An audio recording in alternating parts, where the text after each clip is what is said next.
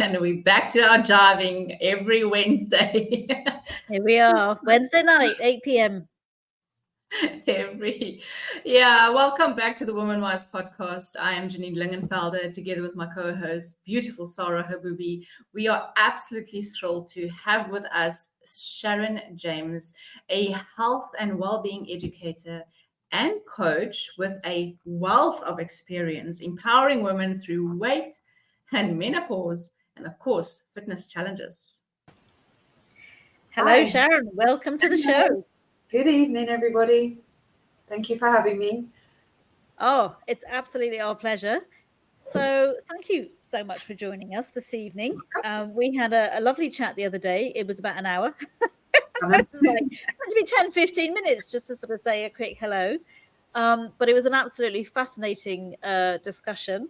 So tell us a little bit about who you are and how did you end up in Dubai and what do you do? So I'm Sharon James. I'm a women's health and wellness coach, and I specialize in working with women going through the menopause, so educating, working on their well-being as they go through it. So I have been in this industry for over 30 odd years now. I'm from the UK, and basically I left the UK just after university. I went traveling around the world with my job, landed in Spain about 20 years ago, stayed there for 10 years as a personal trainer, and then I taught people to become personal trainers in Spain. Got a bit fed up of that, so I travelled to Dubai, not knowing anybody, as we all do. We just rock up, and here I am 14 years later, still working in the same industry, women's well-being really. 14, 15 years I've been here. It goes so quick, doesn't it? It's terrible. It's frightening. Frightening, but yet fun. It sounds amazing. Yeah. Traveling So I traveled quite a lot with my job, and I love Spain, and it was really, really nice. But you just need to have more. And I've never really lived in a city since I was young. So I just thought, what, it was either here or Hong Kong, and so I just plumbed for here, and here I am. I stayed here. So yeah. Wow, that's amazing. Yeah, so many women think that staying active is all that you need to stay healthy. And with everything that you do, I don't think that that's the truth. Can you elaborate a little bit about what shifted you to do exactly what you do? So, I've always been in the wellness industry. Even from being young, I've always played sport, or I've always been active myself. So it's just a natural progression for me, I think, to stay in this field. And then in terms of the menopause, around about the age of 45, my body just started to become this squishy, blobby thing, whatever it was. And I didn't understand what it was. I was training, eating, I slept well, but my body was changing, and I didn't understand why. And there was no information around at that time. So I'm talking, 10 years ago now. And I had to do all the research myself. And I was working with women in that space already, and they were really struggling to lose weight. And with me, my weight was just, when you go on holiday and you bring back a few extra kilos of baggage, but it's not in your bag, it's on your hips and your thighs. It usually goes away. Bags. Yeah, exactly. So, it normally went away. I get back into your training, in your routine, and it just wasn't shifting. And I knew something was changing. But again, I didn't know what. So I started doing research, and this word perimenopause kept coming up all the time. I didn't have a clue what it was. And then obviously I did more research. And back then we didn't have like the likes of Louise Newson and all the other stuff that's coming out now. So I sort of used myself as a guinea pig and sort of thought, okay, something's changing. From all the research that I could find, it was obviously hormonal changes. So I looked at my diet, I sort of changed my training, and I just pulled back on a lot of stuff as well, because I think as women, when we tend to, I'm talking about weight at the moment, but it's more than that. We tend to go harder when we're trying to lose weight rather than pull back and do quantity and quality over substance. So I started doing that, and I didn't really need to lose a lot of weight, but by doing that, I lost about 5-6 kilos, and it sort of stayed off, and I'm sort of stayed down on that mark now. just because I tweaked my diet, I pulled back on a lot of my training. Even though I do train really hard for Ironmans and stuff, I do it right. I when I'm tired, I rest. When I train, I rest, and so on. So there's just a lot of different stuff that we need to do. And when we're looking at that space, that menopause space, it's not just, it's about your overall health and well-being, your mental and physical well-being. It's not just about the couple of pounds that we put on, for example. There's a whole host of things that we've got to look after. And so it really intrigued me. And the more I sort of worked on myself, I realized that I was working with a lot of women who were really struggling with weight, and we weren't looking in the right place, because even as a coach, a personal trainer for 30 odd years, I wasn't even taught about this. I didn't have a clue. And this is something that we should be educated on. And, even the medical doctors aren't even educated on it. So, how are we going to find this stuff out if we can't go to some professionals? So that's how I sort of got into this space of the menopause. And it's great, because I'm trying to change the stigma around it. I'm trying to change the narrative around it, because it's not all bad. If we now understand it and can take control of it, we can actually manage it better. I'm not saying it's easy, because it's not. It's just that once we know what the signs and symptoms are, we can then choose the right journey or the right treatments that we need to take on board to help us get through it. So yeah. I had this conversation this morning with someone, and I said, I don't know if it's because I'm 3 years post menopause and I'm going through, I've got all these symptoms and everything else. So the last couple of years, this has been my, like, what on earth is going on journey. But it seems that menopause now is being spoken about a lot more. There seems to be a lot more people out there who, even just conversations, just kind of, it was almost like before you would think it seemed that women just didn't talk about it. It was just like they were just kind of going through it on their own. They maybe weren't even talking about it with their girlfriends, or their family members. It was just something that was sort of struggling with, suffering kind of, silently.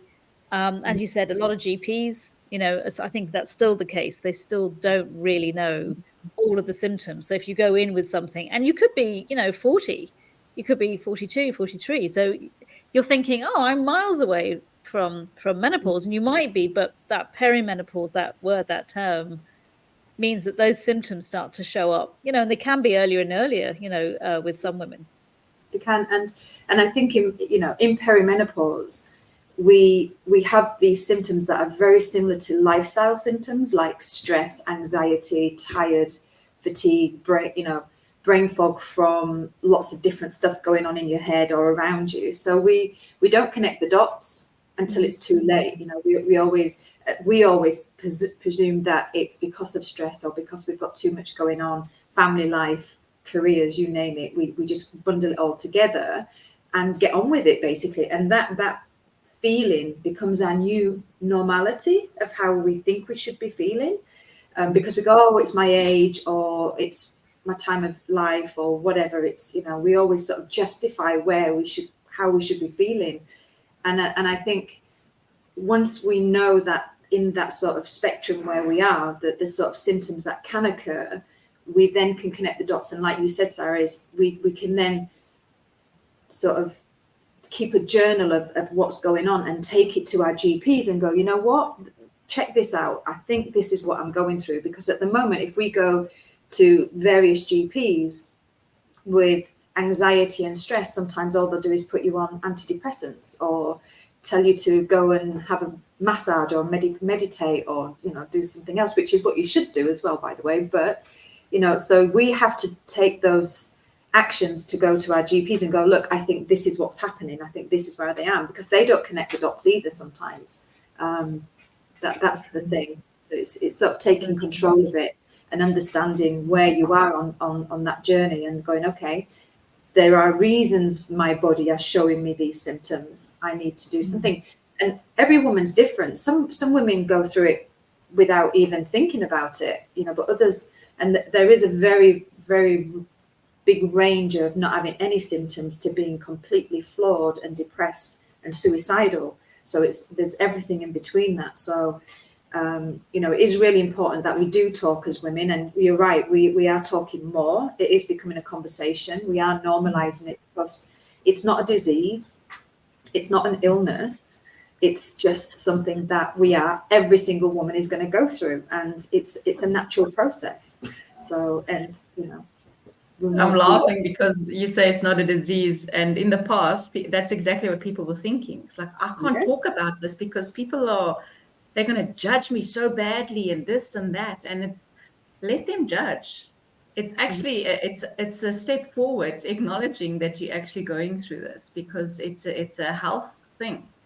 And so many women actually struggle with weight gain and low energy during menopause. Sharon, are there any tips that you could possibly share with us that's more practical for our listeners to actually implement? I know obviously each woman goes through it differently, but are there some similarities that you could possibly share? Sure. I mean, I think the first thing is, just understanding where you are on the, because they've even put pre-menopause in there now. So you've got pre, peri, menopause, and post. They're the four pre. What's yeah, pre? exactly. What? I thought peri was pre.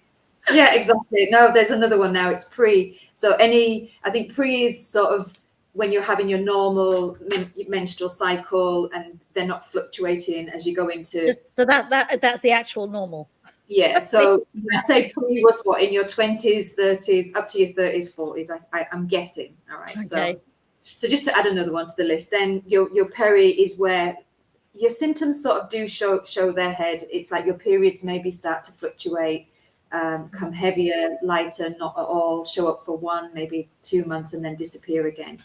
And in the perimenopause, I find that that's where a lot of women do experience their symptoms. So I think first and foremost, it's being aware of your body, like as you sort of get into this age group and looking at and seeing what the changes are. If you feel a little bit different, keep a journal. You can go on, I can send you a diary that I have for you to keep, and you can just monitor your mood swings, monitor your food, your sleep patterns, your bathroom movements, because these are all things that are indicators that things are sort of starting to happen, and your sleep as well, by the way.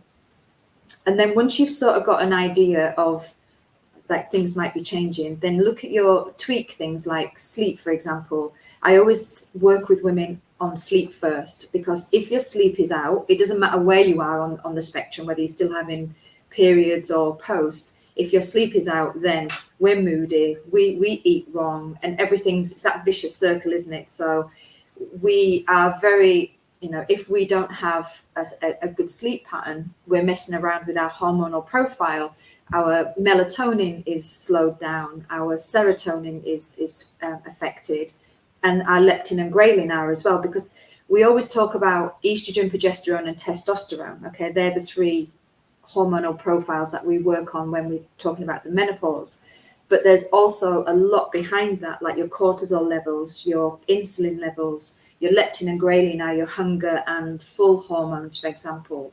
So if you've got high cortisol, it affects your hunger. So you're constantly hungry all the time. And if you're not sleeping, you're constantly with your head in the fridge looking for food. So it has massive implications down the line. So I always say, protect your sleep at all costs. Go to bed at the same time, wake up at the same time, and try to get a sleep pattern.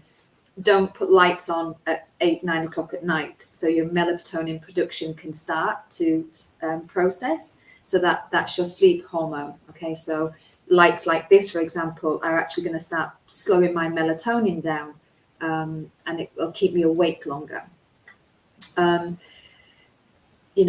So sleep's one of them, and then your nutrition. It's every woman is different, and I could do a whole 3 or 4 hours just on nutrition. All right, so the main we know what we should and should be doing when it comes to general nutrition. Cut out our sugars, don't cut out carbs, reduce your carbs, but eat the right carbs, have enough protein. And fats. I'm gonna bring you back to the carbs thing, because I was literally thinking about this earlier. I've been in the car a lot today, so there's a lot of thoughts going on in my head. But just finish that, and then we're going to come back to the carbs thing, because I've got lots of questions. Yeah, so basically, you know, stick to the knowns that we already know and then adjust it for you. The one thing I will say is every woman is different, and every single person that I've worked with has a different nutrition plan, because it depends on whether they're training, whether they're not training, you know, what else is, if they're stressed, because everybody says, oh, intermittent fasting is the be all and end all of it, but it can help some people, but it absolutely can hinder others as well. So again, it depends on where you are and what you're actually focusing on and what you need from your changes, your habit changes. Do you want to say about the carbs first before we go off onto another tangent of that? Because I think, you know, we just get so many mixed messages. We've got so many messages and they all contradict each other, or, you know, you end up feeling actually guilty, I think, when you're hearing all these messages like, right, you need to cut out carbs, you need to eat more protein, you need to be, you know, this exercise, that exercise, all the rest of it. But I've heard the thing about carbs more and more and more recently, which is if you just go completely like, you know, such low carbs, you can actually completely undo what you're trying to do. It can actually hinder you. But the question then is, what is a good carb and what is a bad carb? There's no such thing as good and bad. It's in moderation. But to answer that question as the industry does, a bad carb is potatoes, white rice, white breads, all your simple carbs that basically, the reason why they're called bad carbs is because when we eat them, we absorb the glucose quicker into the bloodstream. Okay, so it gives us that quick fix kind of energy drive, and then all of a sudden we'll get that drop. It doesn't keep us full, as opposed to sweet potato, brown rice, brown bread, brown pasta, for example. It's the glucose is released slower into the bloodstream, or the way that we store it is different, so that we use it as energy throughout the day, and we don't get that dip in. So a bit like the low GI. Exactly. Diet, Exactly. And again, there's no such thing as bad and, you know, good and bad. It's all in moderation. And if you want to have some fries, go and have some. But you know, it's what you've had the rest of the day that counts, and why you're not having carbs, and why you need extra protein. And I think you're right. You know, we've got to remember as women, all the information that we've been fed, especially if you're like me from the 70s going upwards, all the information that we've known about has actually been done on men. All the studies, all the diets that we've got have either come from clinical trials that have been done on males at the age of around about 40, 50, because we as women weren't even in any trials up until 2009, I believe. Not important. Doesn't matter. Yeah. So, and all the ketos and the paleos and all that sort of stuff, again, you know, people have had some great results from them, and I'm not knocking any of them. It's just that they're good for a few people, and they were all done in clinical settings for people who were overweight or diabetic, for example. But the wellness industry, the fitness industry, has taken odd of them, and then they've made it into this multi-million-dollar, you know, industry. So, you know, when you are looking at anything, regardless of whether you're in the menopause or not, you have to look at what's right for you. And we're all, you know, I'm guilty of it as well, and I'm sure some of the guests are. We just try to follow fads, and because that's just what we do. Yeah, it's just what we do. And when we follow that fad, we go, oh my God, that's amazing, and then it's not amazing because it stops working because our bodies, it's not right for our bodies. We can't sustain it. So it's just. And especially when you go through the menopause, because we're losing that estrogen, progesterone, and testosterone, there are lots of things going on internally. Estrogen affects every single cell of our body. Okay, so that's why we can get quite a lot of the symptoms. I might get some of the symptoms, you might not get any of them. But because we've got receptors all over the body, that's why we may experience those symptoms. And one thing it does have an effect on is our metabolism. So we have to play around with it. And it could be that you change your diet for a couple of months and it's working great. And I can honestly say a couple of months ago, I did see my weight start to creep up a little bit. And I don't know whether it's because I started shoving supplements down my throat, because I started feeling a bit, because I don't take HRT, by the way, but that's my choice. I'm trying to do it holistically. So I'm trying different stuff. And my weight started to go up, and I was like, this is a bit weird. Again, not done anything wrong. I'm training, sleeping, my nutrition's fine. And all I could put it down to was all the supplements I was taking. Maybe the concoction of them was different. So I stopped them all completely, apart from my omega-3, and my weight went down. Now, is it coincidental, or is it just, is it just a shift that my body, because I'm in post-menopause now, is it that, does it go through a stage where your body sort of needs to readjust again, and you need to readjust? And I think that's what it is with menopause. It's not linear, and it's like our period, they're never linear, are they? So I don't think the menopause is either, even when we lose that estrogen and testosterone and progesterone.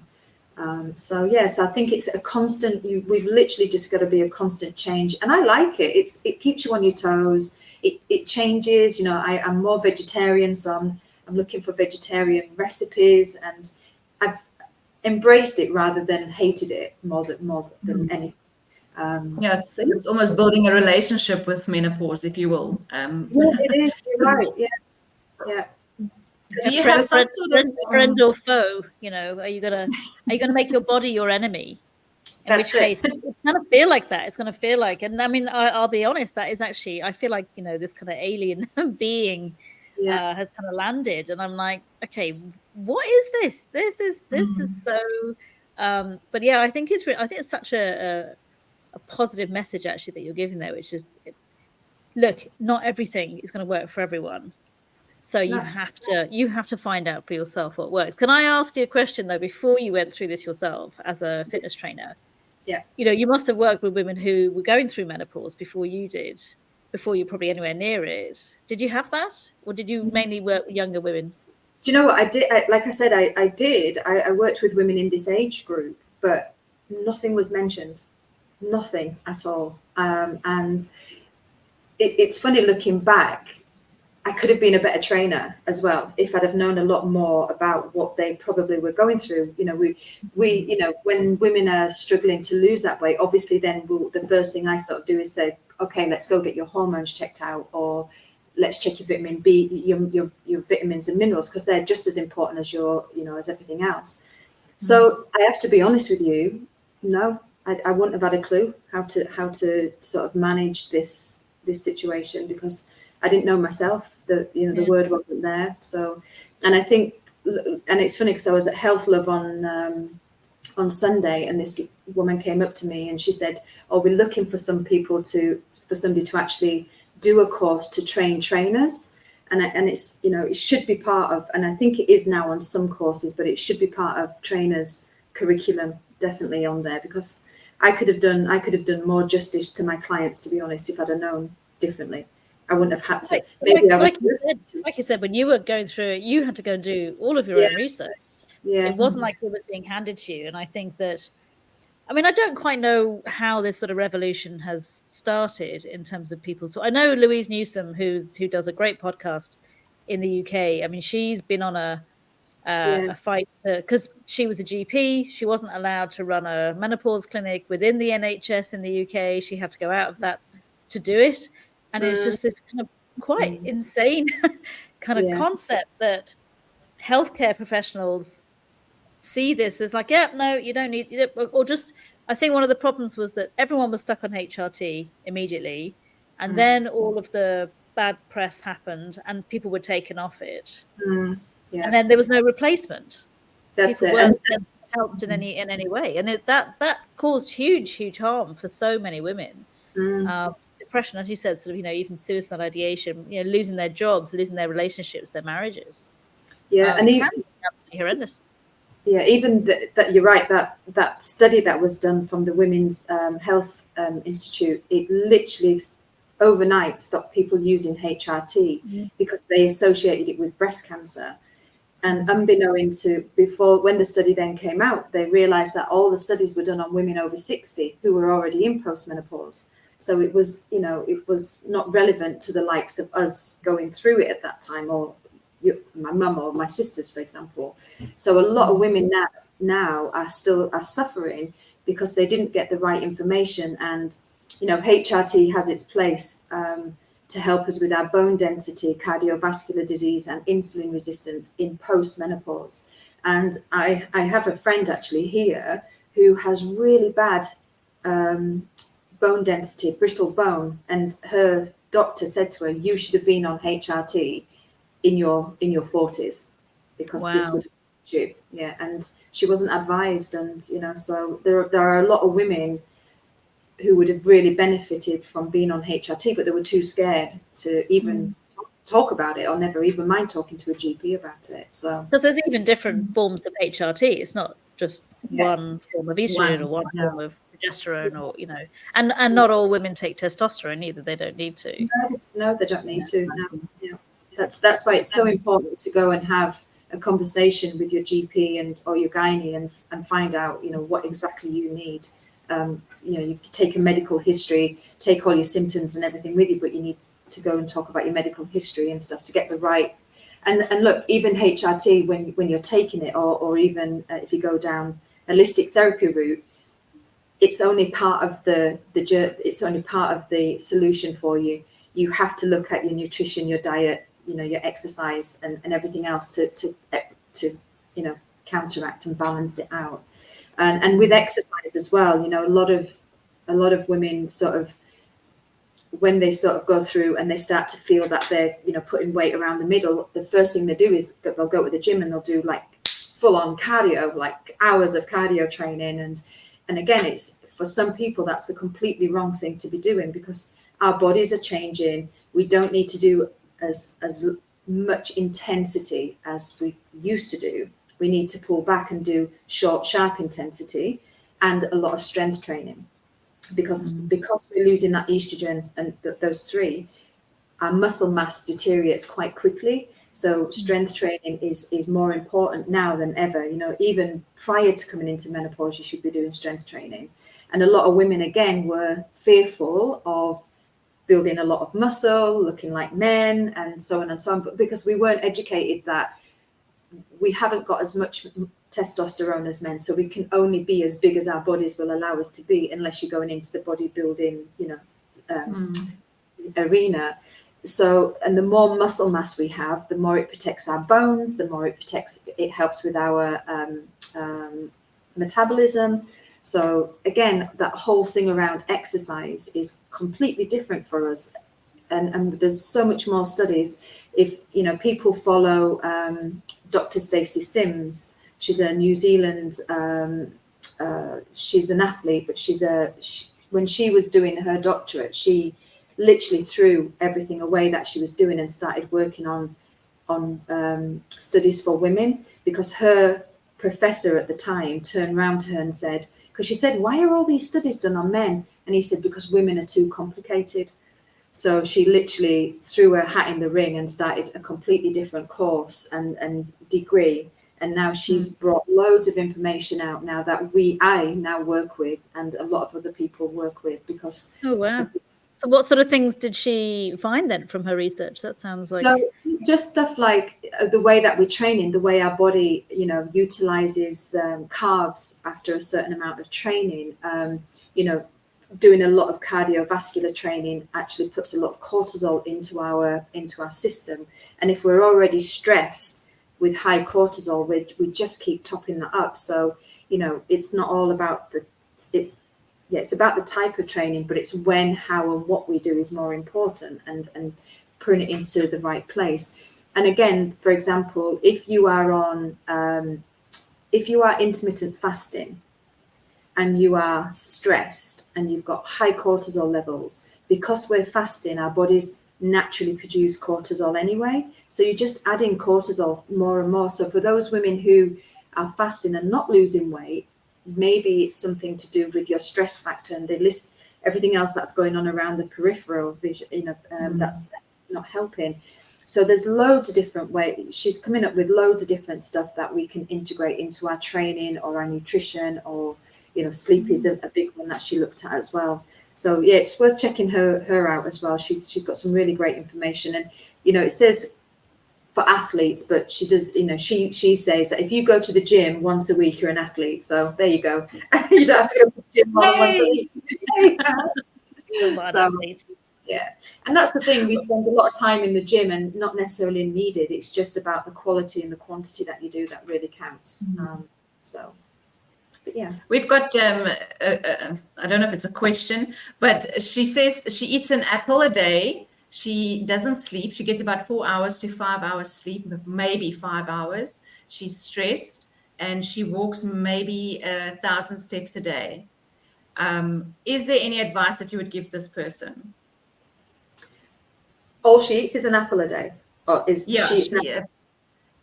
from what I can see, she hardly eats. Okay, all right. So I would work on the stress factor first, because if our bodies we've got loads of different hormones in the body. Okay, so let's put cortisol right at the top. Our cortisol is our fight or flight hormone, and if we are highly stressed, let's say, for example, you're driving down Shakeside Road and somebody cuts in front of you, and then you get tense, your cortisol levels rise quite quickly. But if that situation in front of you dissipates and goes away, your cortisol levels drop. Okay, so we have a natural ebb and flow of cortisol in our body on a daily basis. We need it. Okay, now if that cortisol level is constantly being pushed and elevated, it can come into chronic stress. All right, and that starts to affect our sympathetic nervous system, which shuts everything down.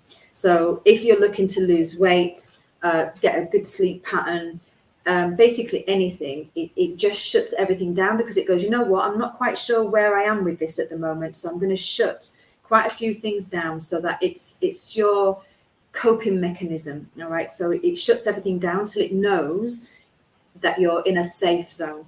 So that's what it does. So if you're high in cortisol at the moment, so I would suggest trying to do some meditation, some yoga. And your sleep pattern, is it because you're constantly on your laptops or your phone? Are you giving yourself an hour of just chilling out and calming down before you go to bed? Take a warm bath, maybe take some ashwagandha. Cherry tart juice is another one that helps with sleep.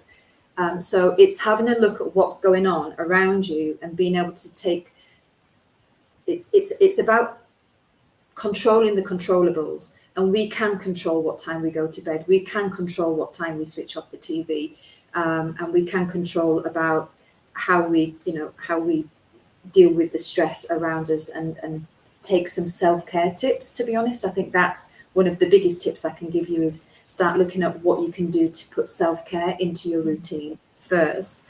And then, because if you're not looking after yourself and you've got other people around you that need you, you can't look after them.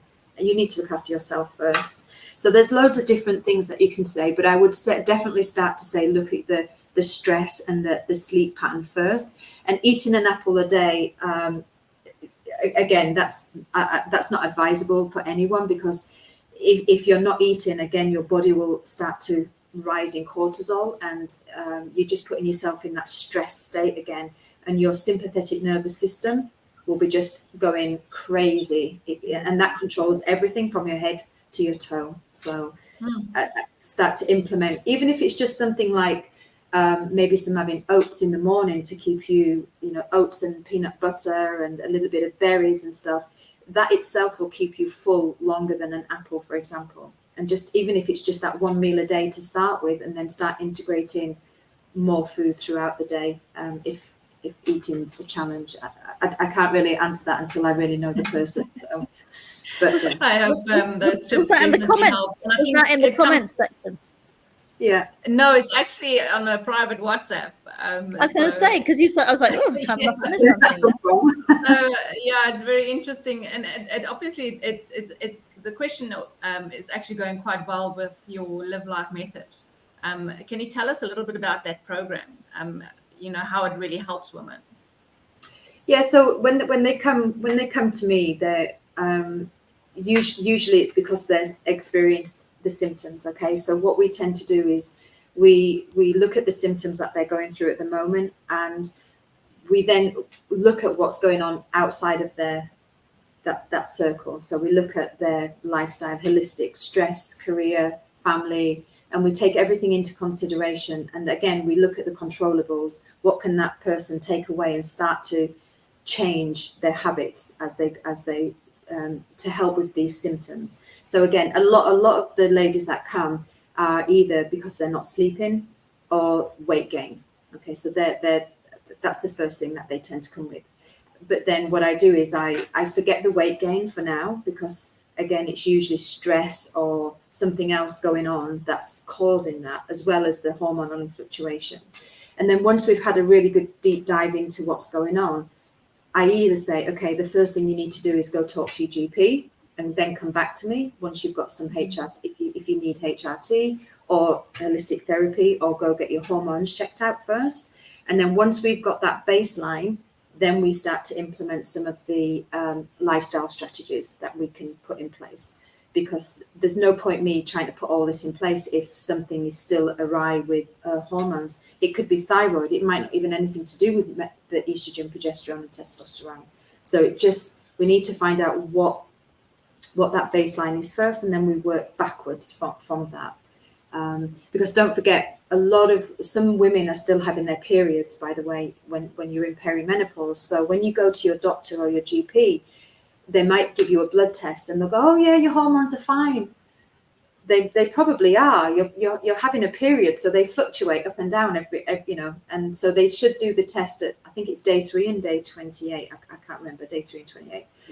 So they should do 2 tests for you, especially if you're having your period still. But after the age of 45, generally they'll just, in the UK, they generally go on your symptoms anyway. They don't send you for a blood test in the UK. So that's the same in Ireland as well. They don't do blood tests anymore.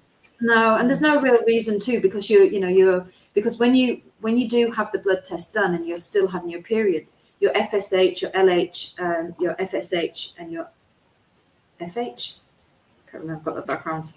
It's 9 o'clock nearly. I know what it is, but yeah. Luteinizing hormone. Yeah, there you go.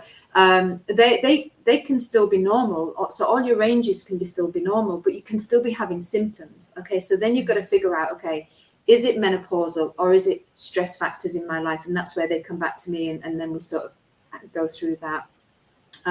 Because if they're still normal, the doctor's going to send you away and go, everything's fine, go away, go do some meditation. But it could be the start of menopause. So that's where it comes back to you looking at yourself and monitoring everything that's going on. Are your periods on time? Are they fluctuating? Are you having symptoms? What are the triggers of those symptoms? Is it food? Is it sleep? Is it is it stress? And then we can figure out like where to go from there. And like I said, it's not a linear line, and it's not a quick fix either. It's not something that can be fixed overnight. Even when you take HRT, you might have to go backwards and forwards to get your doses changed a little bit. So, and it might make you gain weight a little bit. It might make you, it could make you bleed.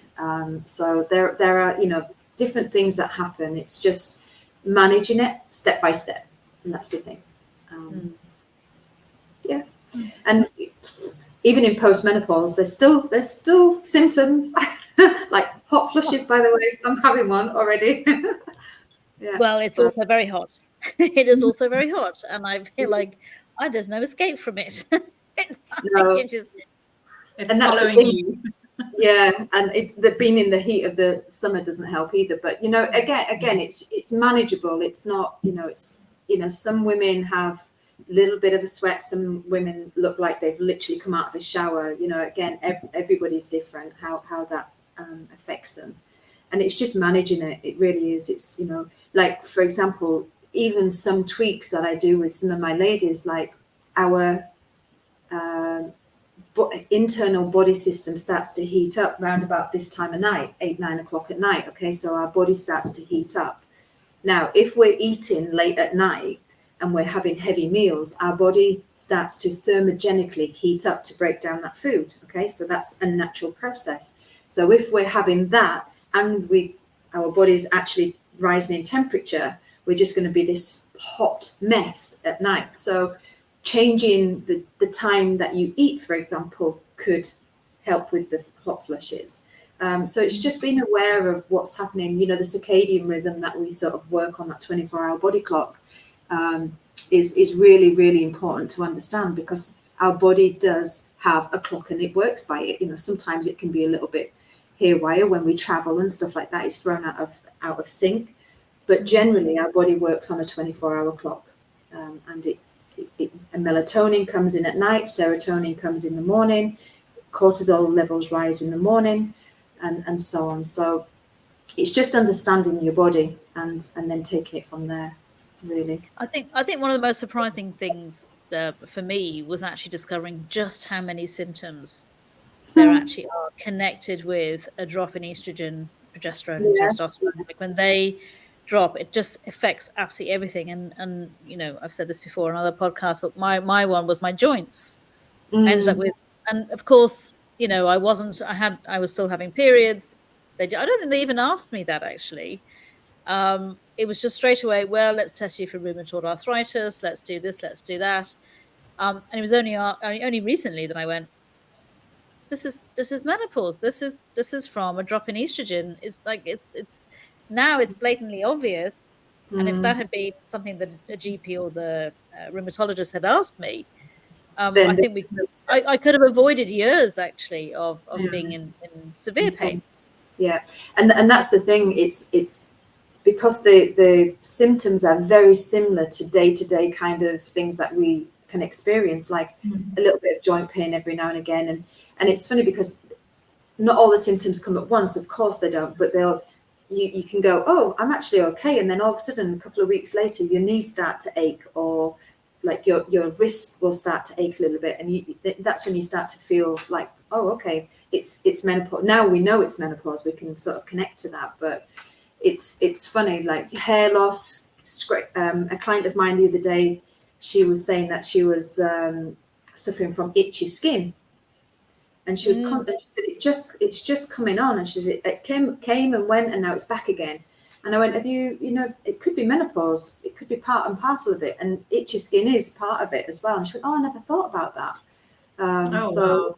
It's funny that you're saying that, because I was at a friend today having a meeting, and I started itching. I just started scratching here. And I was like, what is happening? Because I've never done that. So, okay. Yeah, this is interesting. I actually got itchy skin, and I realized that, so this was in my 40s, it was when I was eating too much sugar. So I was fine before, and then suddenly overnight, if I had too much sugar, I would get these horrible itchy shins, my jawline, what is going on? And yeah, so it was that thing of you're constantly going, okay, what did I eat? What did I do? Of course, I had no clue that my body was completely changing its ability, you know, the whole insulin ability to be either resistant or actually, you know, produce it. And yeah, so I think it's important I think that's the thing as well with food. It's sometimes you could have eaten food for quite a while and it doesn't have an effect on you, and then, you know, all of a sudden certain foods don't agree with you. And another reason why that is because our bile, or people start to get reflux as well. So, and another reason for that is because our liver and our bile process is changing. We don't produce a lot of bile as we get older as well, or go through the menopause. So a lot of people tend to get reflux as well. So that's another. And one of my ladies, she used to love avocados, love them, and then she started getting itchy.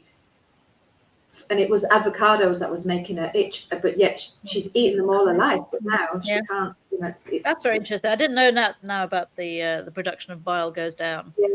I've obviously been looking into this for quite some time myself to figure out what on earth I'm supposed to do. But one of the interesting things recently was about actually the gut biome, and to actually make sure that you've got really good gut bacteria. Yeah. Otherwise, again, it's something that, you know, your body's just slowed right down, and then you're not processing food properly, and and that's your first line of defense is your gut. Yeah, and that goes, but it doesn't matter what age you are. That, you know, there's so much more research now done saying, you know, obviously this is our second brain and it is connected. And the two hormones that I was talking about earlier, the leptin and ghrelin, one of them is in your brain, one of them is in your stomach, and basically they they connect to each other and say, oh, I'm full or I'm hungry. And they get disconnected either when we've got a lot of body weight that can actually stop that connection, and they get disconnected as well when we're stressed, cortisol stops it, and other factors. So there's a lot going on. We can't, the thing is with anything, you can't pinpoint one thing. It's a process of elimination basically of what's going on. And with the liver as well, one thing that a lot of my ladies do say is if they do drink alcohol, is, oh, I used to be able to drink, 3 or 4 glasses of wine and I'd be fine. I'd get up for work the next day and I'd be fine. Not anymore. Nope. And the reason for that is because our body, our liver, we've got smaller livers anyway than men, and our liver gets a little bit smaller. So that toxicity that chemicals give us, we can't flush them out anymore. So that 4 or 5 glasses of wine becomes a real headache, so really cutting down alcohol because of the sugar content as well is probably one of the key factors which contribute to hot flushes, weight gain, insulin resistance and stuff. So I do get things thrown at me sometimes when I say you have to cut out, not completely, but again, moderation. Moderation's the word, yeah. So it's in moderation because there's again, it's a process in our body that's not slowing down but changing. So we have to change. We have to change it as well. So exactly. And it's not all doom and gloom, because it does actually make us sleep better. Again, I'm trying. The positiveness that comes out of menopause is phenomenal. There are women who have done amazing things in post-menopause. I did an Ironman last year in October, and there are women. I did my first Ironman at 53. There are women in there at 60s, 70s, and 80s doing it. And I just think you don't have to pause during this stage of life if you manage it properly. You can do anything you want. Yes, you are going to suffer from brain fog. You are going to have hot flushes, maybe. I'm not saying it's all a breeze, because it's not. It's just how you manage it and put your mindset to it makes a massive difference. And I think that's a real take-home cue for me, I think. Oh, definitely. I think otherwise it just sounds like it's all doom and gloom. And it's not. But there are some. I think it's, well, I suppose it's the stage and phase of your life. Yeah. For most women, their children at this point probably have grown up and left home. So there's that sort of a little bit of additional freedom, that comes, and maybe it's time for her to actually start looking after herself, because I think a lot of women do put themselves last. Yeah, they do. It's almost like, oh no, it's histrionics if there's something wrong with you, and it's like, no, we need to be able to address that so that we can function better, as you said, for other people. Yeah, and I think you said it quite well yesterday, or we both said it yesterday. Is like, and you get to a point where you don't actually care. You don't give a crap anymore. You can actually just, you just. Yes, the tolerance of BS just disappears. It's like, that's gone. You just let go of things, and you go, you know what? I'm not bothered anymore. I'll just let it be. And after you've had all the anxiety and stress and mood swings, as you've gone through that stage of life, but then it's good. And I think because we've grown up with the stigma behind it, we've obviously brought that with us. We often think, oh, the menopause is associated with this, and this, and it's not. Okay, back in the 1900s, women were thrown into mental institutes because they thought we were going crazy, but that's because nobody knew about it. Nowadays, we know about it, and we can actually do something, empower it, rather than shy away from it. You have a big event coming up in October. Will you talk about it? Because I think this is, and it's amazing. I've been in a few places the last week, and when I mentioned you were coming on the show, straight away there was like, oh yeah, there's a thing in October. There's this big event coming, so it's already, the word's out there. But tell our audience a bit about it. So basically, because I've been working in this space for such a long time, and still no disrespect to women and the GPs and everyone else that are sort of trying to get the awareness out there, I just thought it'd be really good if we brought everything under one roof, all the information that we can possibly give people, the audience, to walk away and go, you know what, now I know where to go, now I know what to do. So we're doing a summit on the 18th of October. and it's going to be at the Museum of the Future. I'm so excited, and we're going to have guest speakers come in, and we're just going to talk about everything to do with the menopause, from what it is, why we get it, how we manage it, and different specialities of doctors coming in and talking about it, just so that we make it more regional, because we're getting all our information from the UK at the moment, and sometimes that doesn't serve us well here, because sometimes we can't get the right HRT, or some clinics are available to have it and some aren't. So we just sort of, we're going to roadmap it out for everybody so they sort of know more about it and how they can manage it, what's new in the industry, what's the latest trends in it, and so on. So nutrition, exercise, sleep, we're going to cover it all. So I'm very excited. Sounds amazing. Well, we're going to be there, definitely. We're going to. Yeah, it's not menopause, it's men are movement. Men are movement. And we're going to have a section I love that. We're going to have a section for men as well, because I think it's really important that we educate men on it as well. Definitely. It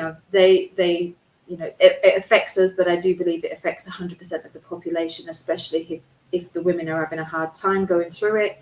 So I think they need to be educated on it as well. So we're having. But they also need to be trained how to not, as soon as you are, looking like you're going to kill them, go, do you think it could be menopause? Yeah, exactly. And then because they're putting their lives not to say. on the line. They're putting their lives on the line by saying things like that, my pet peeve, my pet peeve, and Janine knows this, is when people say, oh, you just do this or you just do that, and you're looking at them going, you're a man, so you haven't even had a period, let alone them stopping and going through menopause.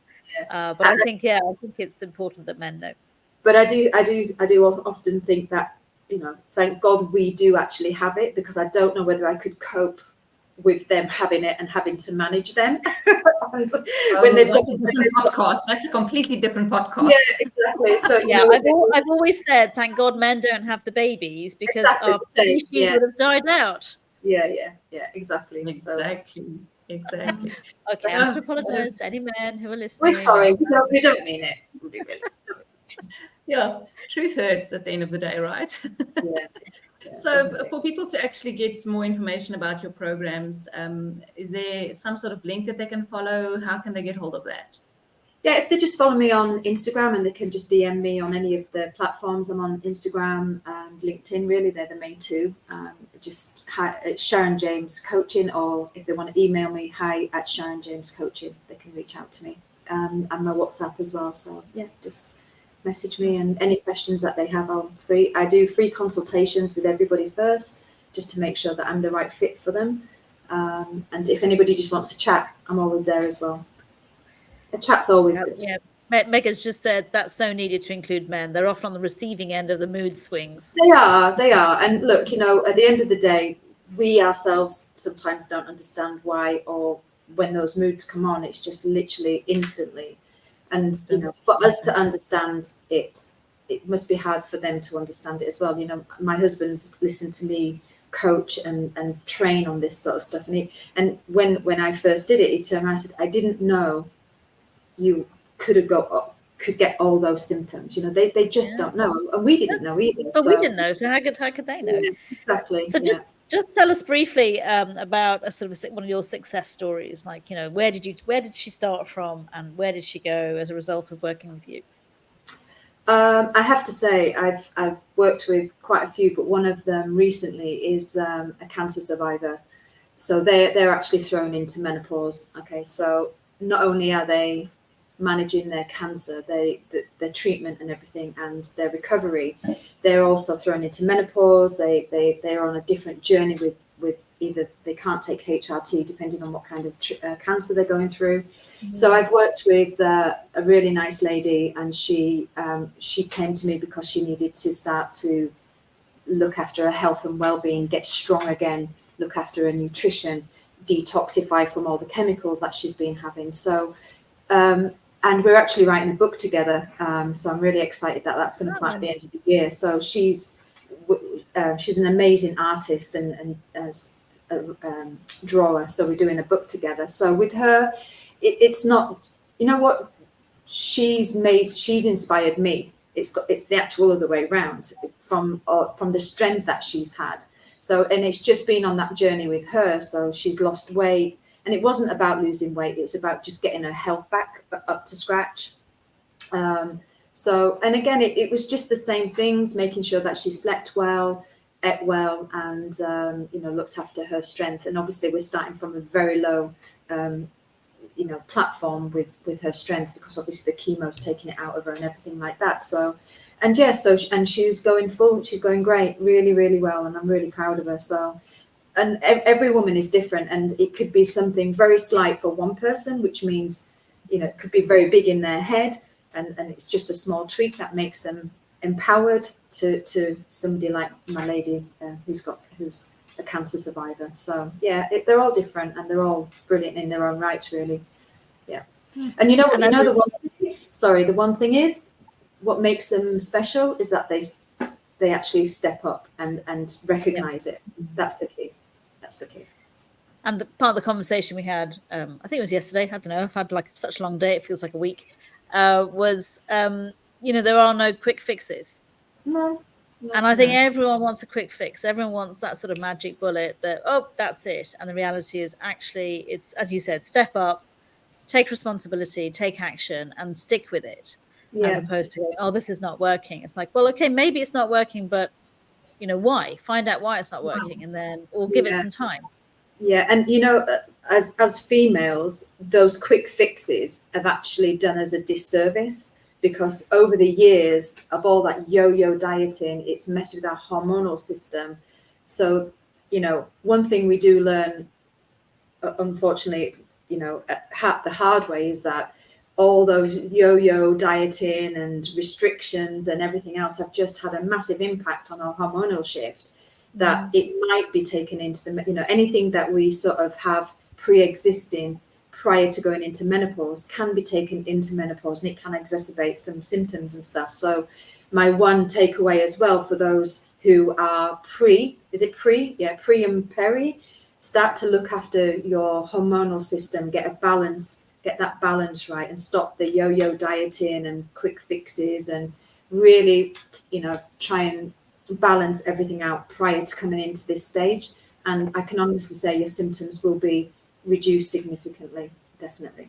The reality is this needs to be taught to teenage girls. Yeah. And I think even things like sports, because obviously you were in sports, a lot, but actually a lot of girls are not really encouraged to be sporty, etc. It's more like it's the boys thing. And I think, if that was seen as how important it was for later in life, that it's like building those good foundations, there can only be a good thing. And just on that as well, even when I was talking about Dr. Stacey Sims and a few others as well, they've spoken about how now we can actually break down our monthly cycle into weeks. And if we train properly and eat properly within the certain weeks, because of the fluctuation of hormones, it actually can make us stronger. And they did a study on, I think it was the women's football team. They started to, instead of training them as a team, they trained them individually according to where they were on their period cycle. And it actually made the team stronger. So, there are certain times of the month where the period where we should pull back and do meditation, yoga. The very beginning of our period cycle, we're actually stronger.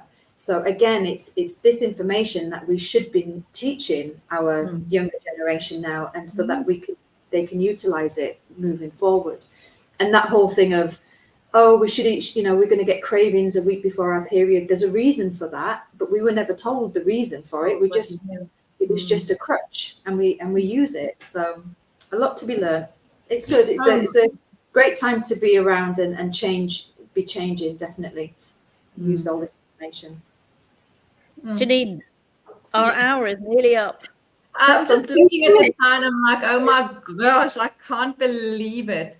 Listen, just a quick reminder once again for those who do know or don't know, our mission here at the Women Wide Postcard is all about empowering and, of course, inspiring women in Dubai. And that's by showcasing our journeys, exactly what we've done today, and also our wisdom.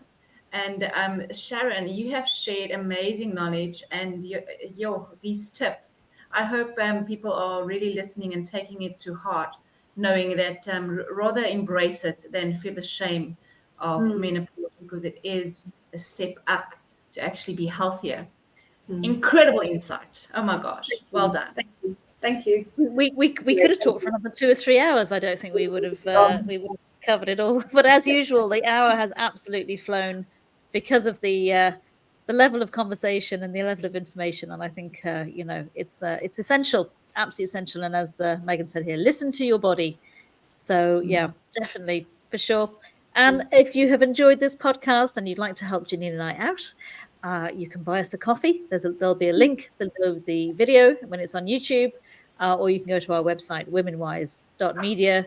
And if you want to contact Sharon James, there'll be all of her details will be under the video as well. And please do watch out for the summit in October, the Menopause Summit, which will be on World Menopause Day, from what I understand. So I think this is a conversation that will just keep growing. The information will keep growing, and we will keep evolving with it. Brilliant. So we only have one final thing to say, which is have a lovely evening. Sharon, thank you so much. You're welcome. You're welcome. Thank you, ladies, for having me on. It's a pleasure. And I'm sure Thanks we'll so see much. you again. You will, definitely. Take care. Remember, stay wise. Bye.